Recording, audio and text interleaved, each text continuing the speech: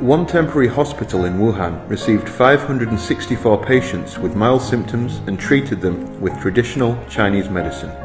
None of them became seriously ill, and none of the medical staff were infected.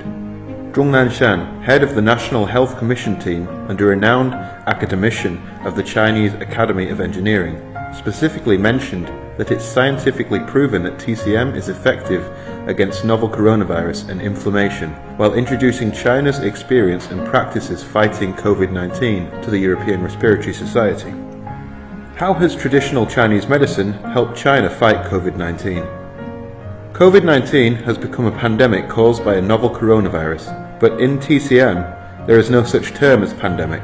Instead, in TCM, highly infectious diseases are referred to as pestilence. As such, the name of COVID-19 according to TCM should be pulmonary pestilence. The culprit behind COVID-19 is a coronavirus which has never been found before, and currently there is no specific medicine to treat it. However, in China's fights against SARS and the H1N1 influenza in recent years, TCM has indeed played an important and effective role in treating affected patients.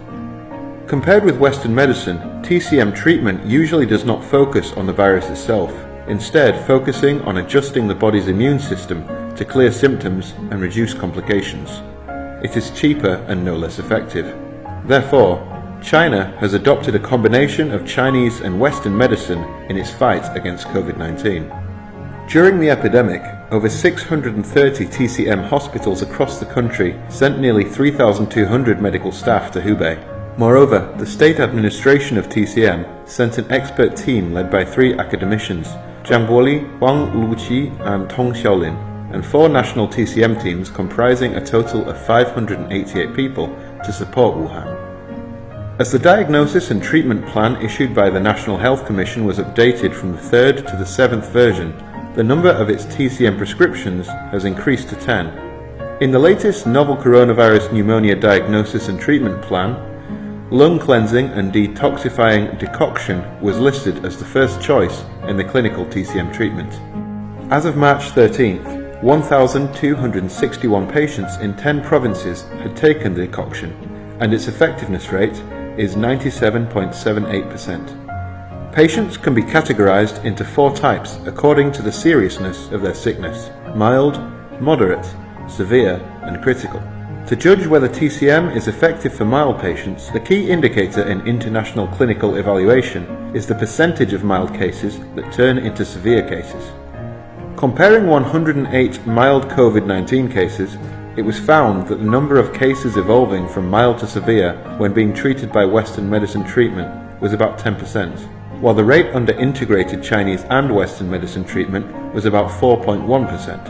几乎100%的方舱医院都进了中药，也都吃了中药，整体控制结果是不错的，大大降低了转为重症的比例。早期的使用往往可以起到力挽狂澜的作用。For critically ill patients in the ICU, Western medicine is the main treatment, and TCM takes a supporting role. In terms of reducing organ damage and enhancing physical strength, TCM wins more time for Western medicine treatment. Among the 16 temporary hospitals built in Wuhan, there was a special one called Jiangxia.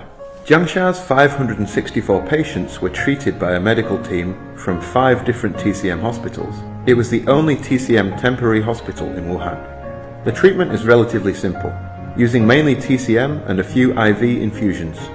In addition to taking medicine, there are many special practices such as Tai Chi, Baduanjin, acupuncture, massage, and pressure point application, which are all TCM treatment methods.